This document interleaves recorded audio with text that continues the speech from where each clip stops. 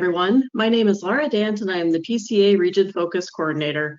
Welcome to the next in our HPDE Continuing Education Series presented by Mia Walsh, PCA National DE Chair.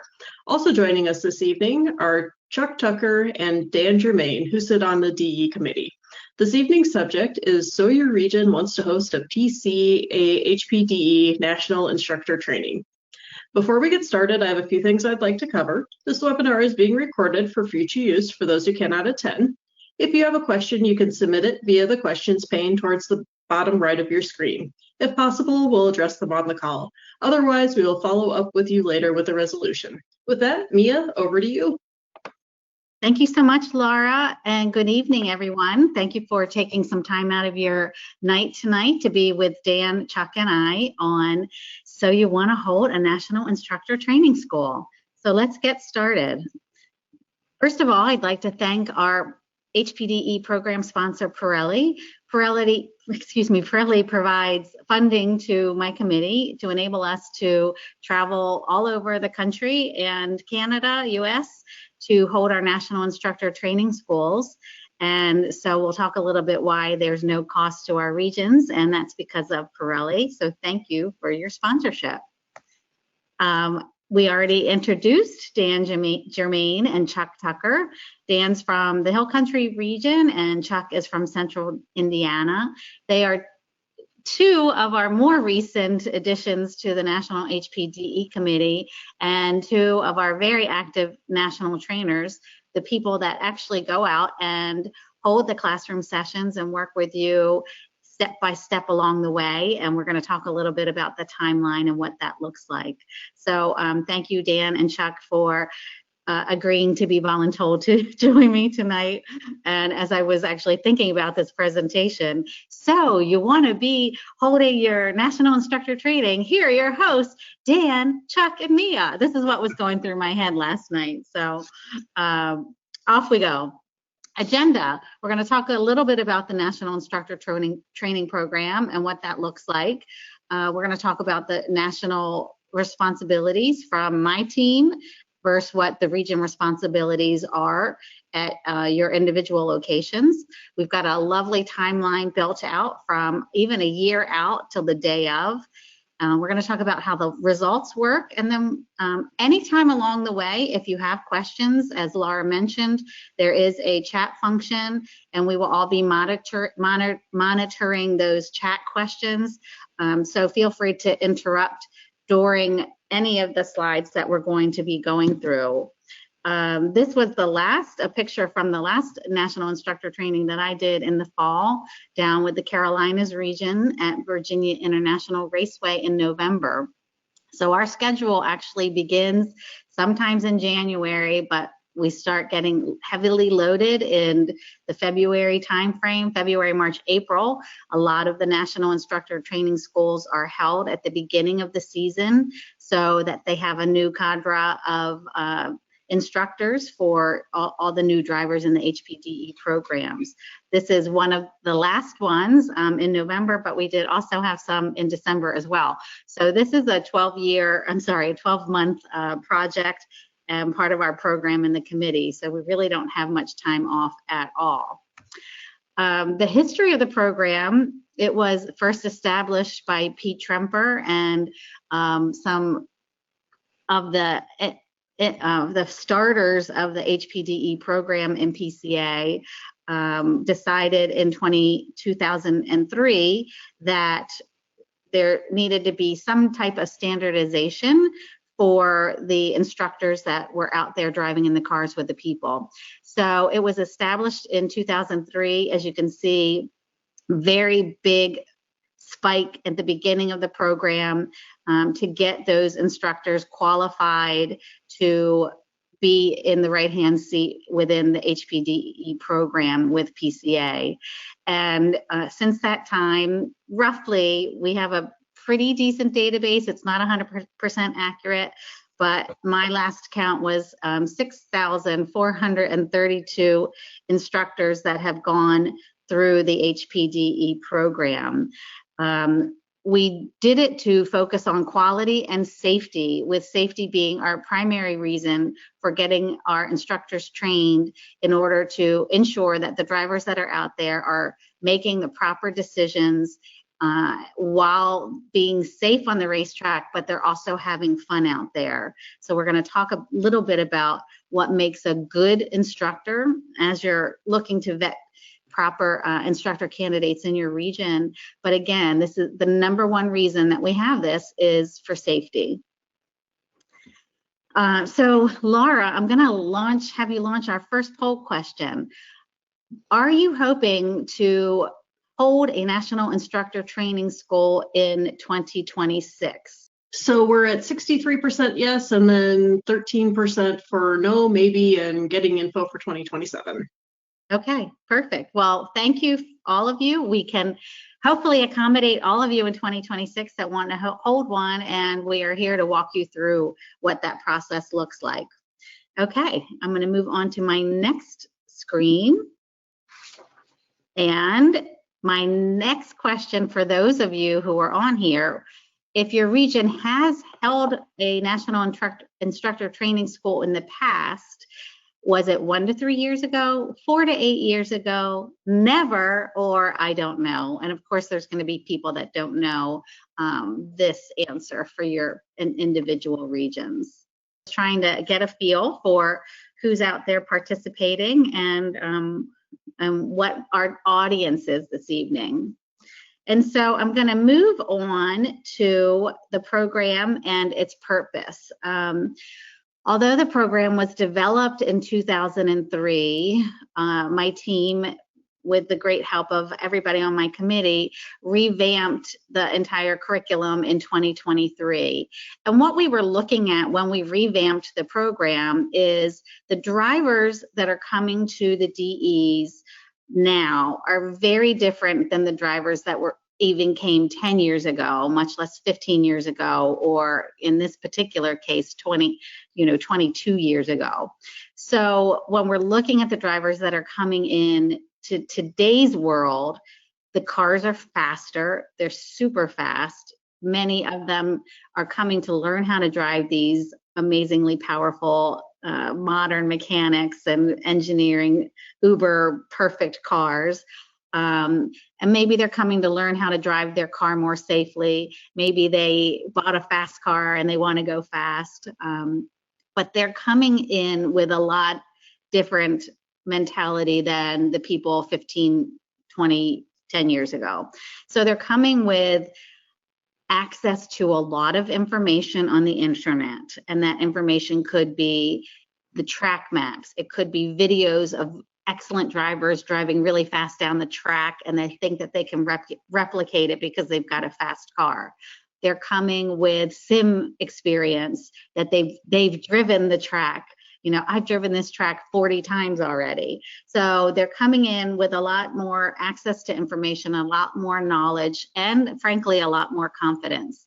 And so when we rewrote the curriculum, we built it to address scenarios that you might get with different types of personalities coming onto the racetrack. And not only that, but we understand now that we probably, most educators didn't quite understand 10 or 15 years ago, that people learn in different methods. So we teach the people that are auditory learners. We teach the people that are kinesthetic learners that they have to feel what it is in the car in order to understand what the instructor is saying. We teach people who are visual learners. And then we give the instructors the toolbox to really dive into the brain of what's making their driver work and what their personality is and how to adjust their coaching methods by really getting a good understanding of who that individual is behind the wheel of the car. We purposefully are building uniform vocabulary so that if an instructor is coaching in one region and travels across the country and coaches in another region, all of the terminology that we're using is standardized throughout the US and Canada. We teach a uniform coaching method. So again, putting people in situations and then learning how to address them, of course, with the primary function being safety. And why are we going to have a national instructor training program? Because we can't continue to run these events without getting new talent, new driving talent into our programs. So you need to have vibrant and engaging instructors when these new students are coming in, to make sure that they're having a great time, to make sure that they're having a safe time, to make sure that they're learning not only about their car, but learning about the mechanics and the vehicle dynamics of the car, and learning how to be a safe driver. And of course, we all know, if you're participating tonight, that the skills that you learn on the racetrack 100% make you a better driver on the street.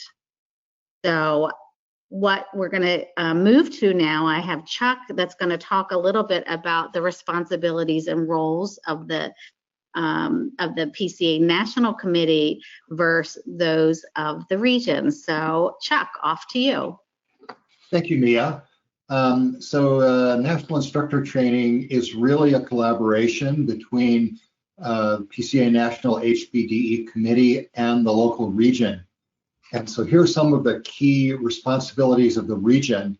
The biggest one, perhaps one of the biggest ones, is to set the track, select the track, obtain access to that and the date. And so the region is responsible for arranging that and for paying for the track time. And most regions run these training schools somehow in conjunction with a DE event. So it's not like you have to finance a whole track weekend just to train some instructors, but you need to fold it into your other activities in most cases. A few regions do have opportunities to run this as a standalone event. Then it's the region's responsibility to vet the candidates. So here are two important words we use. Candidates are the people who are receiving the training, who, if they successfully complete the program, are going to become instructors and receive a PCA National Instructor number. So they're the students in our training school. And it's the region's responsibility to make sure that everyone who comes to this training as a candidate is an appropriate person for that responsibility. So are they advanced solo drivers who can drive at a high level? They don't have to be the fastest drivers on the track, but they need to be skilled, consistent, reliable, knowledgeable, experienced solo drivers. Do they have good interpersonal and communication skills? Are they someone you would trust to work with an individual who comes to one of your driver's education events? And do they have a good attitude? Are they doing this for the right reasons? Are they doing this to help others, to give back to the sport, to share their love for Porsches and high performance driving? Those are the kinds of people you want to be candidates in your instructor training school. The second word to learn, special term here, is mentor. The mentors are experienced instructors the region selects. Often these are some of your best instructors, experienced senior instructors who helped run the training. A significant part of the training is on-track role play, where the mentor drives the car and plays the role of the student, and the candidate sits in the right seat and plays the role of the instructor. And so this is how we give our candidates real-time experience in real situations on the track in a safe environment, where if they make a mistake or freeze or don't say the right thing, nobody's going to crash the car. Also, the mentors can give the candidates a lot of different situations and a lot of challenges to work with over the course of the different role plays, so we can have very concentrated experience. So you need to recruit your mentors from your experienced instructors, and recruit them very intentionally, and make sure there are people that you want representing your instructor corps. You want your candidates to look to as models for who they should be as an instructor. And you recruit people who are going to pay attention to their role and do what the program requires them to do in terms of the role plays and coaching the candidates. And then you have to coordinate the logistics for the event, including the day is, if we do it in one day, it's very, very busy day. And it really helps if we can have a working lunch in the classroom and have the candidates eat lunch while we're doing some of the classroom time. So that's a key part of the region responsibilities.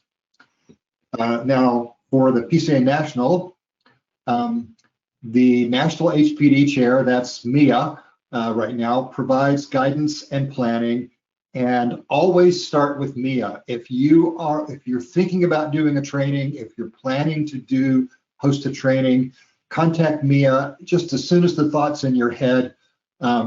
And she's always there to help you, give you advice, help you, guide you through the process.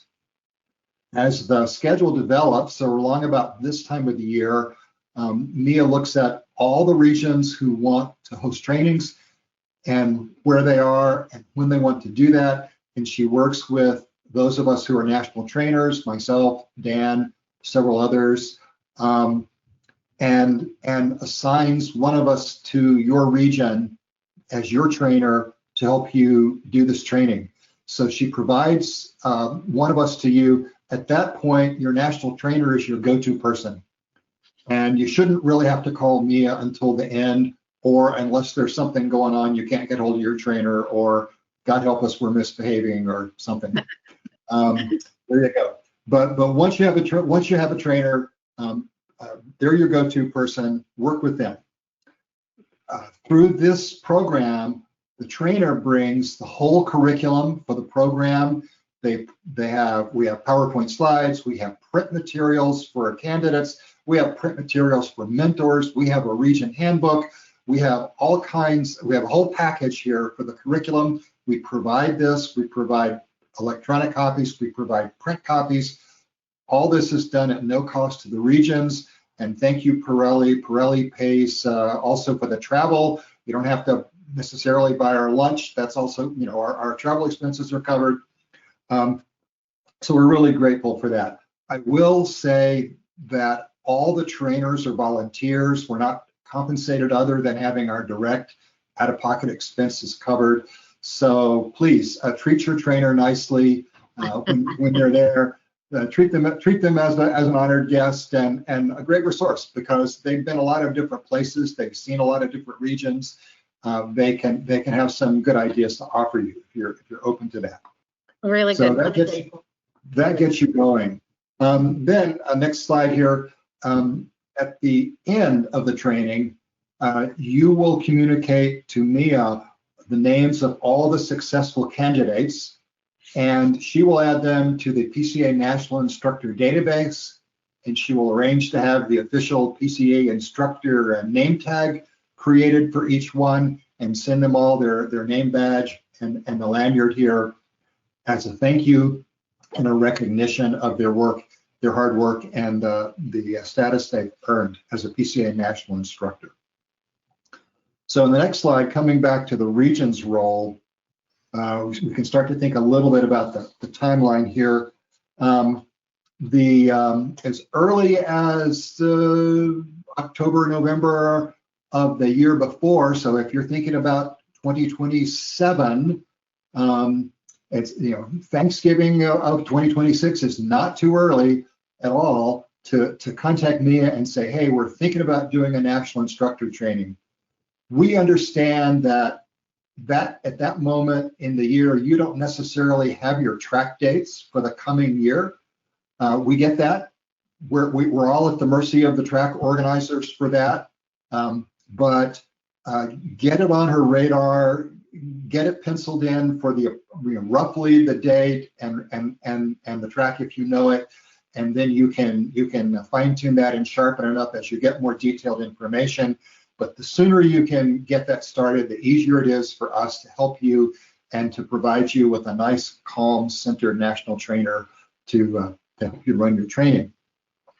Also, it's a very good idea if you can just glance at the PCA national calendar. You don't want to be running the training in the middle of a parade, for example, because a lot of PCA people want to be at parade. It looks like in these even numbered years, we tend to have a PCA National HPDE committee meeting in kind of the middle of the spring, and all the trainers need to be there at that one weekend. So, Mia can help you with a few things like that, but coordinate with her, make sure that we've got a date that can work for everybody. And as we said before, it's perfectly normal to run this in conjunction with one of your regular high performance driver education events. So most regions look at their event calendar for the year and figure out where they can work in the training and where they want to do that, and then contact me, and that gets you going. So that's sort of the beginning, and now I'll hand it over to Dan, who's going to talk more about what you need to do with people before the training. Right, thank you, Chuck. So, as Chuck mentioned, identifying candidates and preparing them for your event can start early. Ideally, we would identify candidates that we want to have as potential instructors at the very beginning of the season or the end of the prior season, so that we can start to vet them and start to prepare them for what's coming up. In the best of worlds, the weekend of the National Instructor Training should be kind of a culmination rather than the entire thing. It's a very, very heavy weekend for everybody.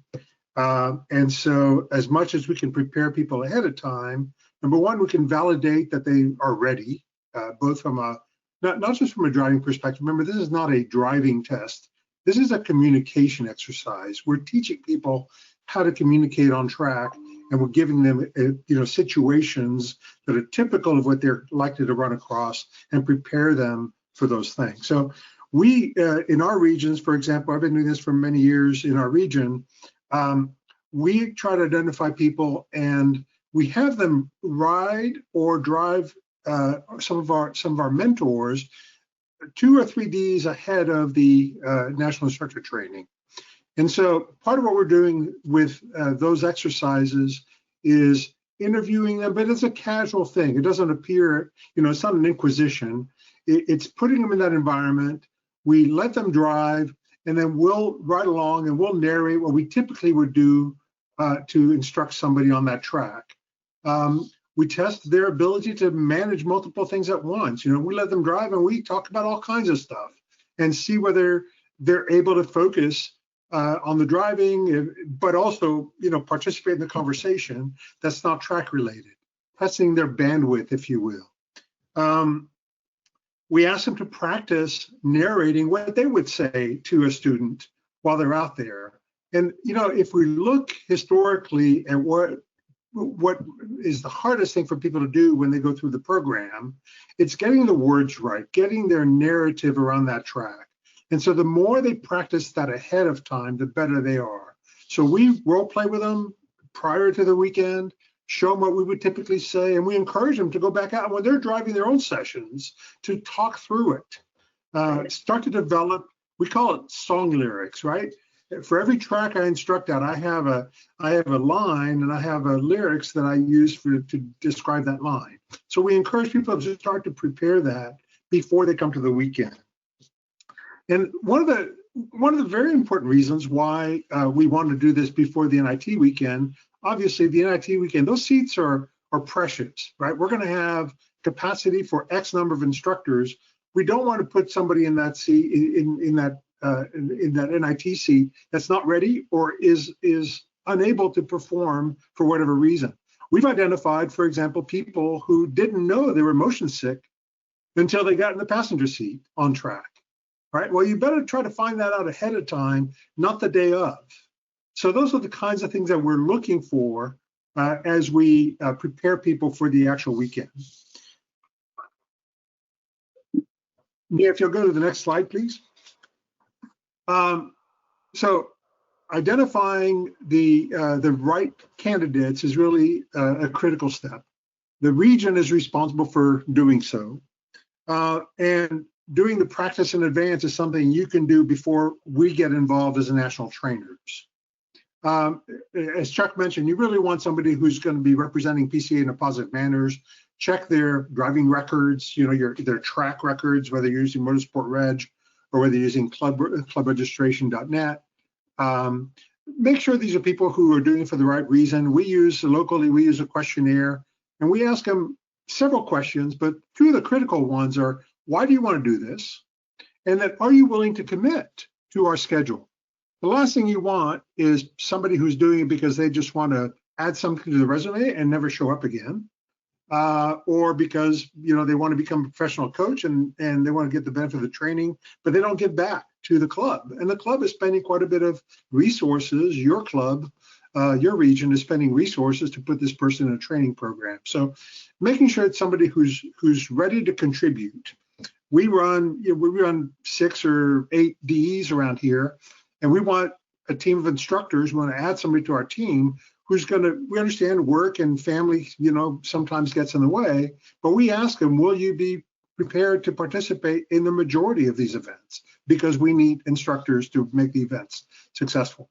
If it's somebody coming from an outside region, not from your region, it's really, really critical that you get that you have a conversation, that you speak with a CDI of that person's region, of the candidate's region.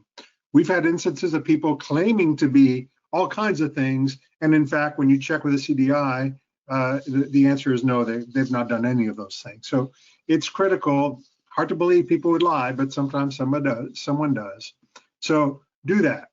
If they're coming from a different region and they're not familiar with the track where you're going to host it, make sure they understand the line. And most regions have got either videos or written description of what what we call the company line. The company line isn't necessarily the racing line, it's the safe line around the racetrack. And it's important for everyone to be teaching the same line to our novice and intermediate students in particular, so that when we have a change of instructors mid-weekend, that we have consistency in what our students have been receiving as instruction. So as we put people through the candidate program, we want them to have the company line, understand the company line, and obviously, vet them in the right seat prior to the weekend. Before the weekend, we do a Zoom session. We do a Zoom session with all the candidates, and we do another one with the mentors. Actually, the candidate includes the mentor, but we do a separate session with the mentors.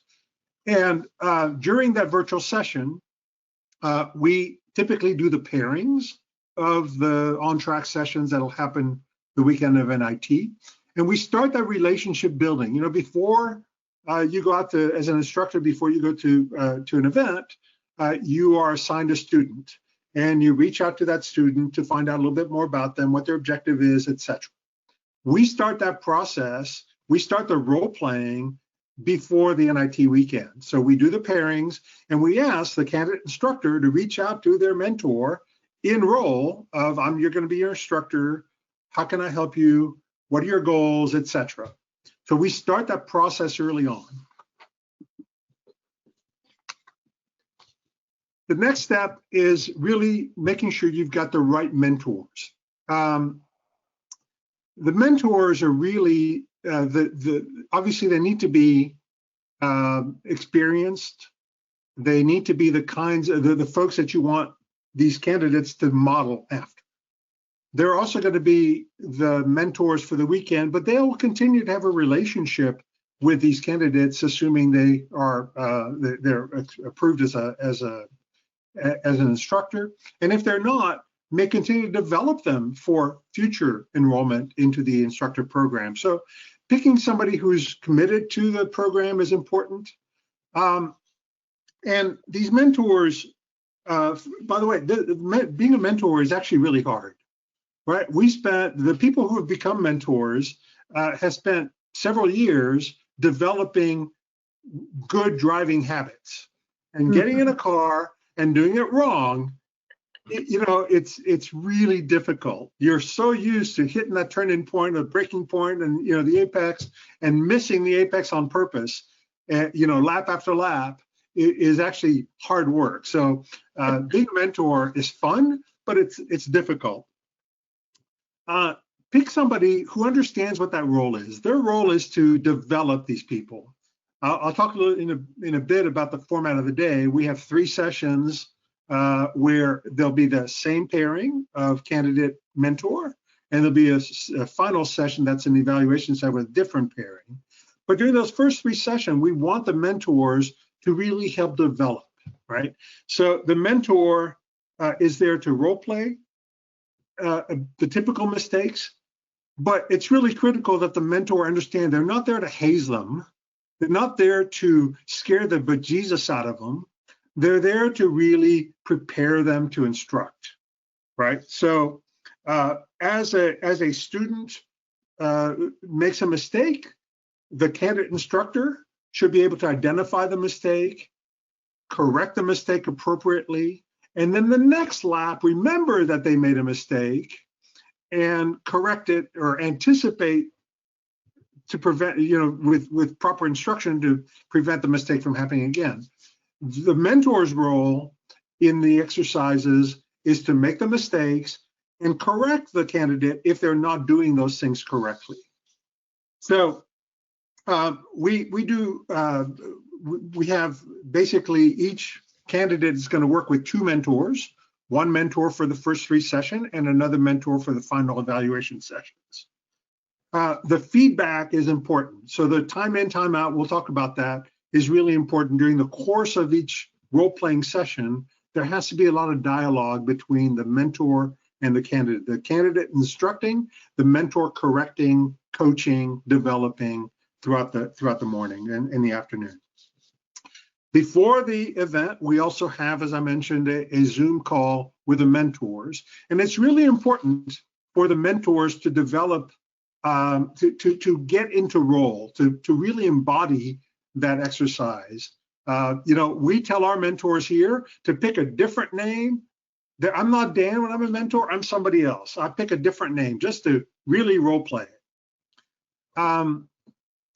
That mentoring, that exercise starts with that first email. The candidate is going to reach out to the mentor is going to respond back like, I'm here because I want to set a personal best. Okay, well, how's the candidate going to respond to that, right? So we start that role playing early on. The day of, we need a classroom facility so that we can deliver the classroom material. Now, there can be some adjustment around that. For example, Mia and I are going to Puerto Rico in a few weeks, and the track there doesn't have a classroom. So we're going to do the classroom training the day before, or the afternoon before. We compress all the classrooms, and the day of, at the track, we'll do some refreshers.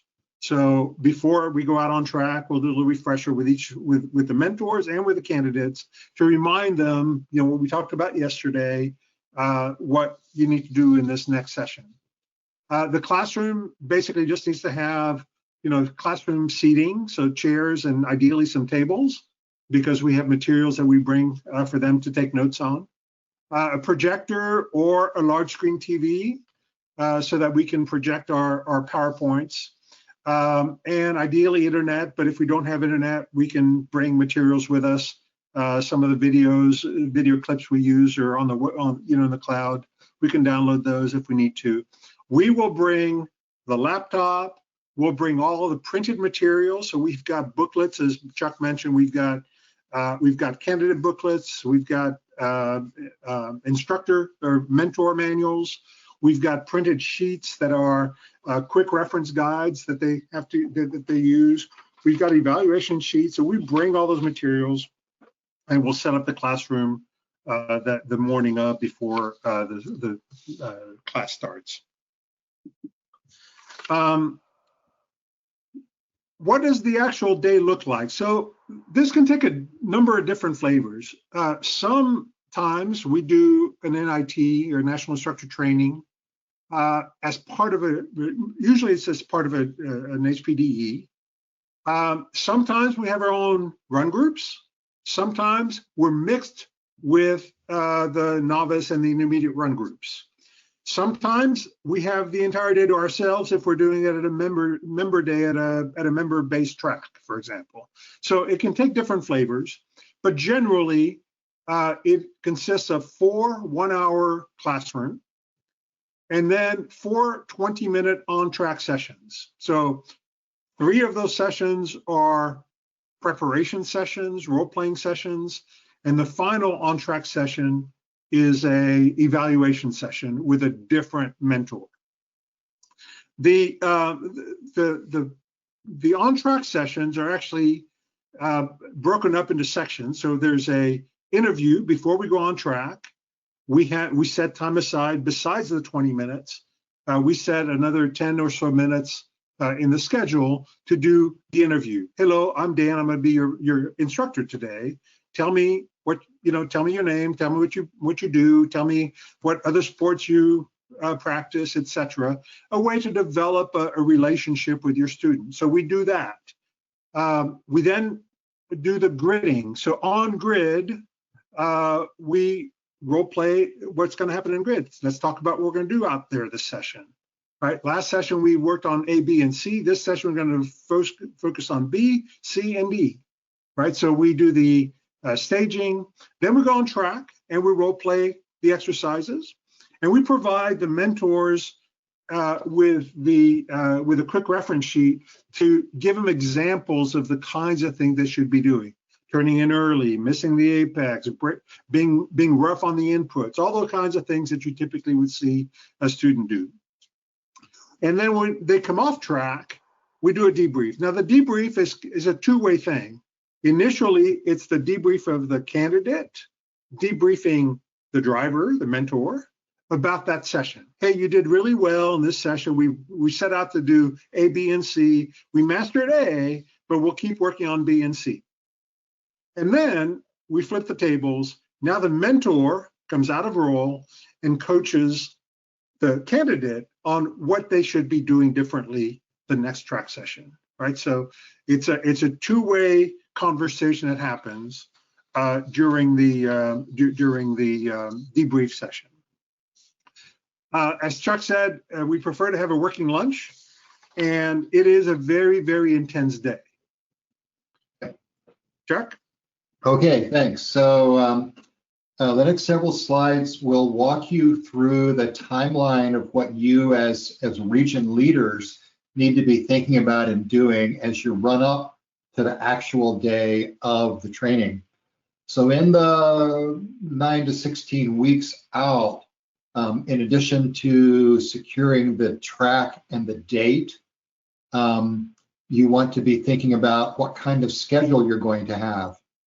And if you think about what Dan just told you, we need those 4 on-track role play sessions. So we're really looking at 80 to, if you extended those to 30 minutes each, no more than 2 hours of track time during the entire day. So even if you're doing that in a, say, like a Friday solo day, there's still plenty of other track time available for other drivers to enjoy the track when the instructor candidates are in the classroom or working with their mentors.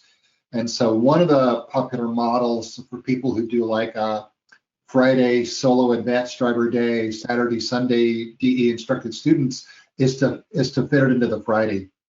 Or you can, if you have a 2-day event, you can fit it in with your regular DE schedule, either as its own run group, or if you don't have a huge number of candidates, they can drive with the lower run group students.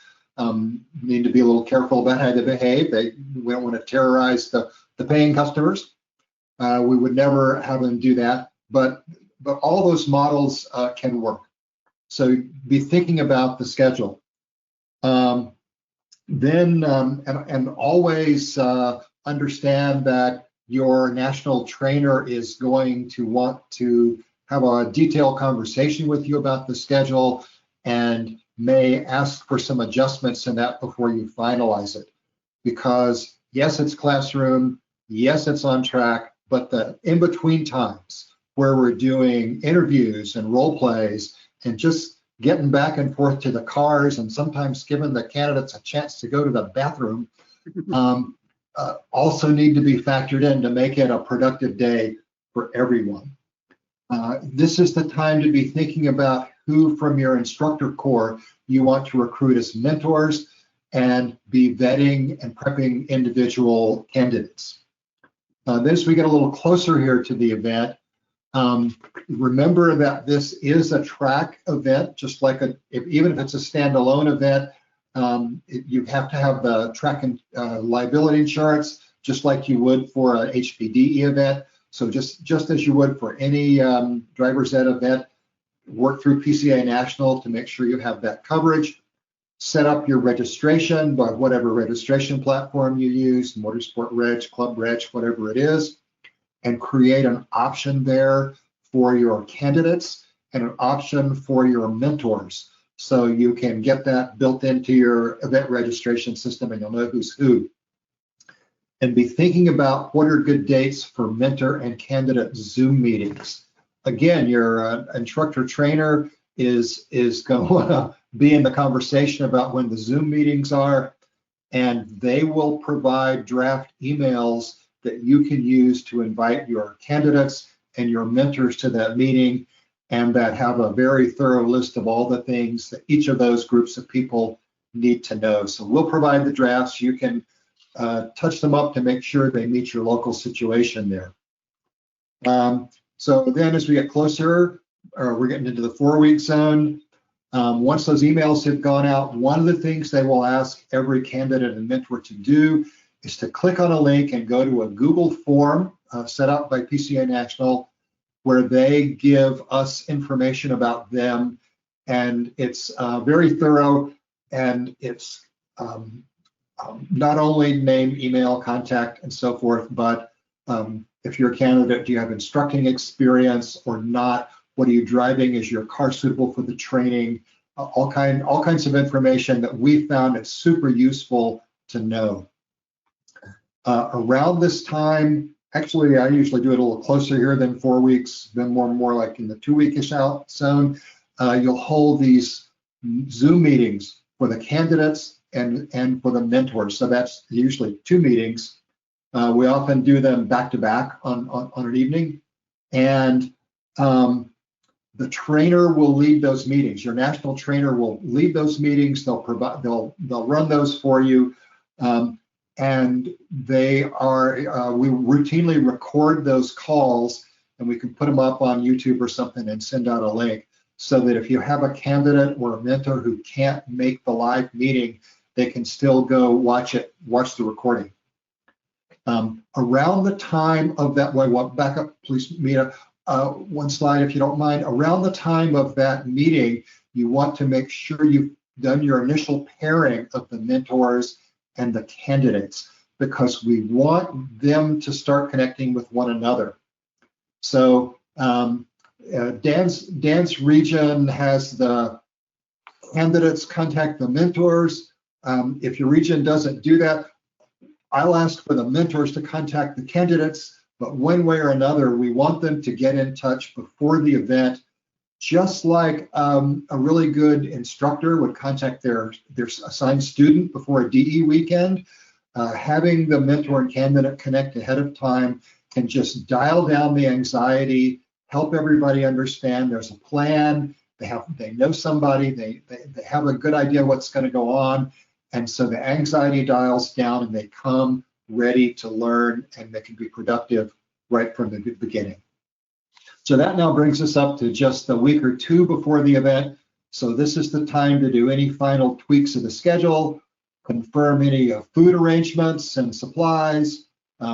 Mia will mail out the print materials to somebody from your region, usually, and this is the time to iron out any last-minute candidate or mentor issues, somebody whose car suddenly isn't working, or somebody who just discovered that they're way too tall to fit in the car they're supposed to ride in, or whatever that is. So all the usual things you deal with in the last week or 2 before HPDE, you deal with your share of them here for the national training.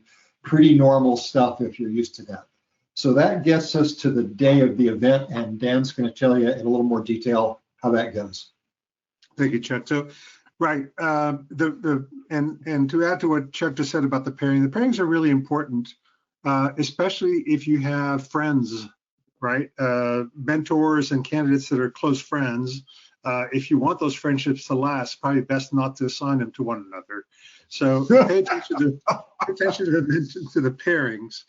The day of, whether you're doing it as a standalone run group or as a mixed run group, it's a good idea to, if you're doing, especially if you're doing with a mixed run group, it's a good idea to mark the cars, by the way. So some regions will put an X on the license plate or some way to mark the cars so that other drivers on track are aware that whatever's going on in that car is different than what I am doing as a paying customer, HPDE. In our regions down here, we typically, because we're in the South, we can run with windows down a lot. We actually run with flashers on so that we know that, you know, these are the cars that are in the NIT program.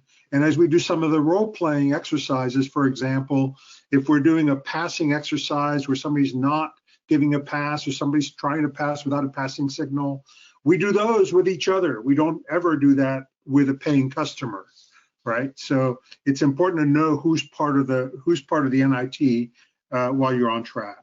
So the morning of the NIT, we typically do our standard drivers meeting, instructors meeting.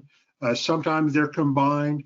It's good for everyone to know that NIT is taking place, that there are cars on track that are going to be doing something different than the paying customers are going to be doing.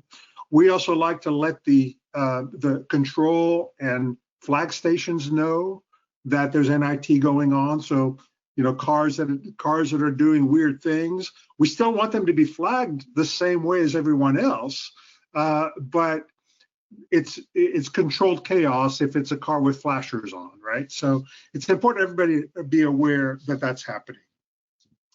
And as I mentioned earlier, there'll be 4 on-track sessions, and each one of those is going to have a different set of role-playing exercises. I'll get into those in a second. In the car, the role-playing is really important. And the way we manage this thing is that we use a time in, time out methodology. So once the driver and the candidate instructor meet at the car, they start time in, and they'll start the interview. They'll get in the cars, they'll go to grid, and throughout this time they're in time in role playing. If at some point in the interview, for example, the candidate missed a complete, set of important information, the mentor can say, time out. You didn't ask me whether I came here by myself or I'm here with a bunch of friends who are going to be racing out there. You didn't ask me whether I came in and drove all night or whether I'm rested, right? It's a whole bunch of questions that you should have been asking me. This is the time for the mentor to come out of role and correct the candidate instructor so that the next time we go on track, they've been corrected. Now it's their opportunity to do correctly the second time. Same thing on grid, time in, time out. Now, the candidate instructor can also request a timeout. They might say, time out, am I supposed to fix this? What would you say to correct this kind of behavior? So the first 3 sessions are really further development, right? They're not testing. The mentor and the candidates are timing in, timing out to further develop the success of the candidate instructor. The final session is a different session where there is no time in, time out. It's more of an evaluation session. Now, we provide, as I mentioned, for each one of the sessions, the on-track sessions, we provide to the mentors and to the candidates a cheat sheet, a quick reference card that Mia's put up on the screen. So the first session is a very novice student, typically, tentative, nervous about being on track, and the candidate instructor has to deal with that kind of personality. And so we provide the mentor with tips on what they should be doing, what kinds of things does a green or very, very novice student do, well, they're typically slow and they don't know if the next turn is a left turn or a right turn, right? They might not understand some of the terminology. So we're giving the mentor the tools to do the appropriate role play. And we have a similar card for the candidate instructor about how to instruct somebody who is a novice. And so throughout the course of the day, the sessions progress. The very first session is a very novice student who's never been on track before. The next session is a novice student still, but they've been on track. They understand the terminology, but now they may be rough on the inputs, right? Their vision might need to be corrected. And then the third session is more advanced or intermediate students. So they know the line, but they may not be perfect all the time. They might be over aggressive at some times. They might try to pass without a passing. So we progress from very novice to intermediate student over the course of the day. And the final session is a mix of all that stuff. So the final session will start by being novice and tentative, but then we'll progress very quickly to being rough with inputs, but know the line, to then being an aggressive or more advanced driver, where the candidate instructor has to restrict or keep control of that student for everybody's safety. So it's a progression throughout the day. And we provide them with an evaluation form. That evaluation form doesn't get turned into national. It's used as a note-taking form for the mentors to keep track of the various things that we are evaluating throughout the day. So from session 1 to session 2, session 2 to session 3, keep notes, and we provide a rubric of all the skills that we're looking for in a national instructor. And then the last session, where there's a different pairing, an evaluator mentor, that session does not have the role play, the time in, time out role play interruption, but they're still measuring all these same things. How's the interview? How's the on-grid? How's the on-track performance? How's the debrief? Did they debrief appropriately? And at the very end of the day, there is an evaluation discussion for each one of them.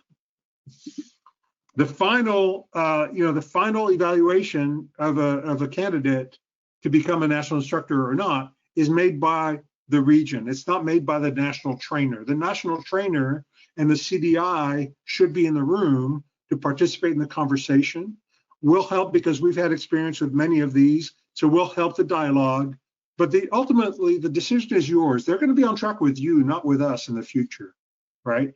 You have a vested interest in making sure that they're safe and that they're going to turn out good drivers out there, because it is your track and your region that you're training these people for.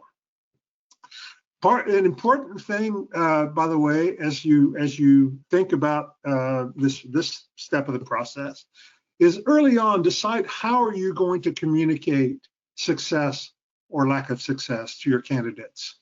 Some regions do it by having a one-on-one meeting. So after the on-track session, we dismiss the candidates and just the mentors stick around with the national trainer and the CDI ideally, excuse me, and a debate goes on or a discussion goes on with each candidate. Okay, let's take Joe. How did Joe do? What was he good at? What does he need improvement on? And we reach a final conclusion. Are we submitting Joe to national? Or are we going to keep developing Joe in the future? Or does Joe need to become a registrar? Instruction is not right for Joe, right? So we have a conversation about each one of the candidates and reach a consensus as to whether we're going to submit them to me or not. But then we have to think about how we're going to inform this person. Some regions will have scheduled meetings with each one of the candidates to tell them in person. Other regions will send out an email, but a personalized email to each person, explaining the final result. And if they're not ready, providing guidance on how to get ready. What do we need to work on? and validating the person that wants to continue. In fact, we've had some situation, for example, where after a candidate got turned down the first time, I said, I wasn't enjoying it. I'm not ready to continue. Fine, no problem. We don't want to lose them as a client. Please keep coming to our events. Or we've had some, we said, we're not quite ready to send them national, but we want to develop a couple more things before we do. And we keep working with them at subsequent DEs. But obviously we have to be respectful because not every, we typically have type A personalities. We have people who, have been successful and can afford a very expensive and powerful car who are not used to having failure in their life. And so for those people who don't make it out the first time, we've got to be respectful, and we have to help them, prepare for the next phase of development so they can proceed in the process. I'll turn it over to Mia for the rest of the conversation. Mia, before you get into that, let me just emphasize one point, which is that at the end of the day, if you have a candidate who's showing some promise, but you're not ready to give them a student the next morning, you're not ready to pass them right then, you can keep working with them. And your region, your chief instructor, your leadership can decide when they're ready. They don't necessarily have to go back and do the whole school all over again. Right. Right. Thank you. Actually, that's a really good point. So many times the National Instructor Training School is held the day before a normal DE weekend. And so it's anticipating that at X% of the people going through the National Instructor Training School will be successfully completing it and should be assigned a student the next day for the weekend activities.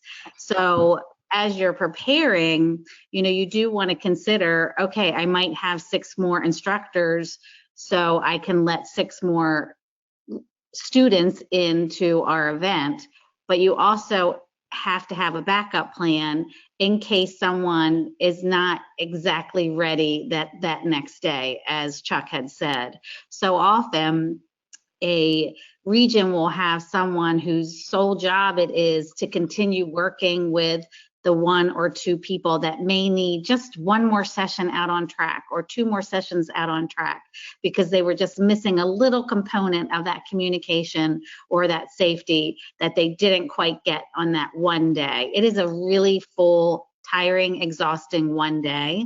And so normally if you work with them for another session out or 2 over the weekend, then as Chuck mentioned, they don't need to come back to us to go through training again, even if it's 3 months down the road or 6 months down the road.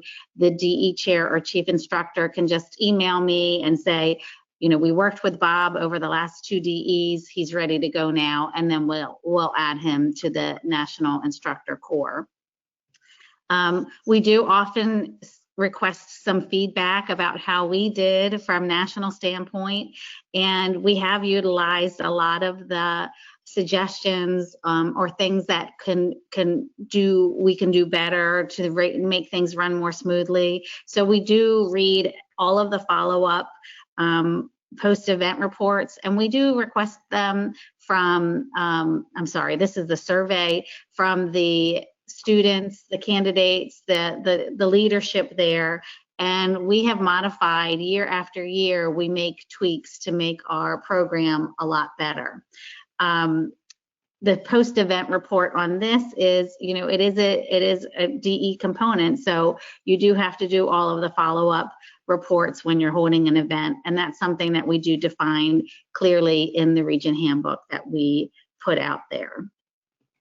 And then we do talk about and have a set recognition of how drivers can get promoted from the lowest level run group novice to like someone with a little bit more experience to the next run group up.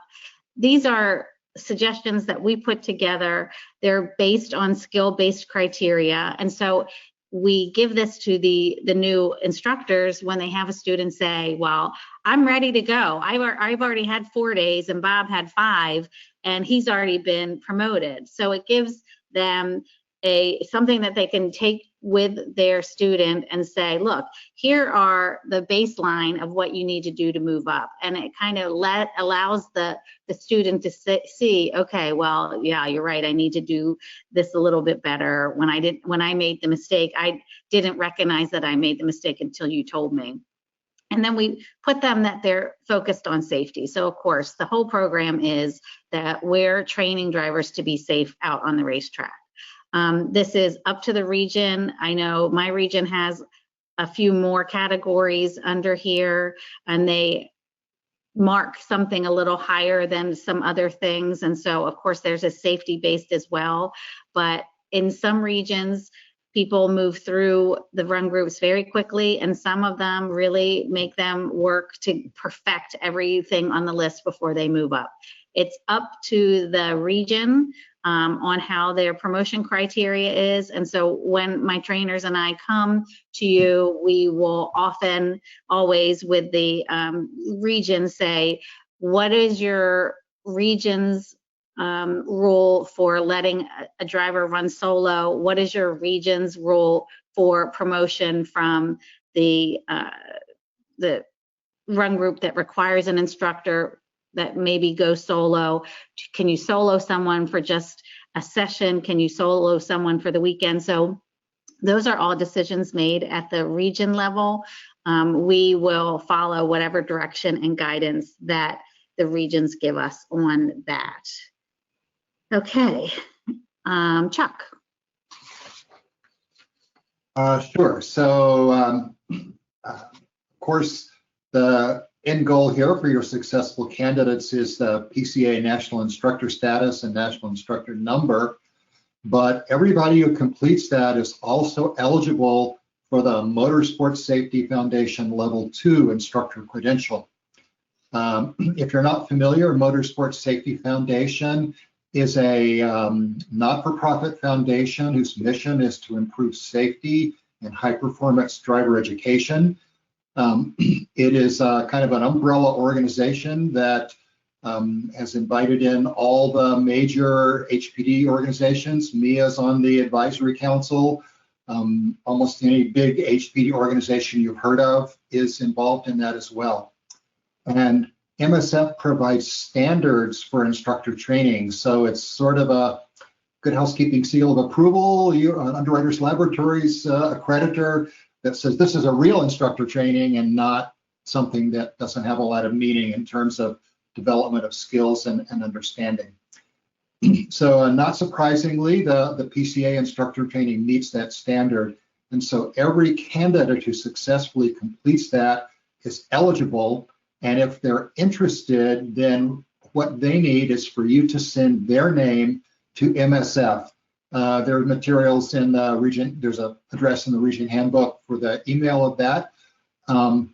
You only need to send in candidates who are interested in the MSF credential, because you also need to send MSF their email. Otherwise, they have no way to get in touch with them. The MSF Level 2 requires Level 1, which is an online course that is a preparation for going to a live instructor training school. There are regions who use that, who require all their candidates to do that. It's not a PCA item, but it's good stuff. It's based on Ross Bentley's HPD Instructor Manifesto. So if you wish to do that, you can do that at your discretion. And or if candidates haven't done that, they can do it after they complete the PCA National Instructor Training. The other thing that's on this slide is mentors. There are a lot of great instructors in PCA. What have we? You said we trained over 6,000 of them. Yes. I happen to think this is the largest HPD instructor training program in the world, and but many of those of your senior instructors who are likely your mentors may have come along before MSF got started, and if they wish to have that credential, they can earn that as well. They can do that by serving as a mentor and attending all the classroom sessions of the National Instructor Training. And if any of your mentors happen not to have a PCA instructor number, they can get the PCA National Instructor number the same way. So again, you have to send their name and email to Mia and to the MSF people for them to do that. So I think we're ready for the last poll. And Laura, could you launch that, please? Yep, launching the last poll here.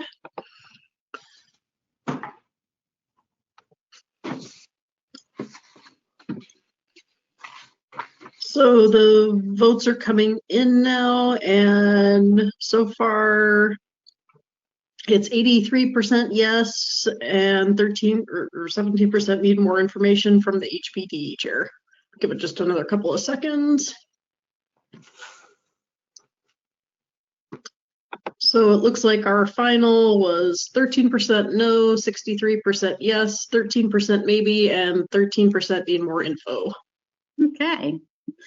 All righty then. I think that we did a nice thorough job within our 1 hour and 6 minute time frame. We do try to keep pretty close to our schedule here. We did not see any questions come in. So if you have any further questions, you can send them to me directly at hpdechair@pca.org. Unless you want to throw them in the chat now, I'll give you a couple of seconds to do that. Okay, I don't see any questions coming in, so I'd like to thank Laura for hosting us this evening, and for Chuck and for Dan for participating and sharing some of their experiences out there. And thank you to all of our participants at home. And we, again, HPDE chair at PCA.org. I'm Mia Walsh, the PCA National HPDE chair, and I wish you all a wonderful evening. Good night.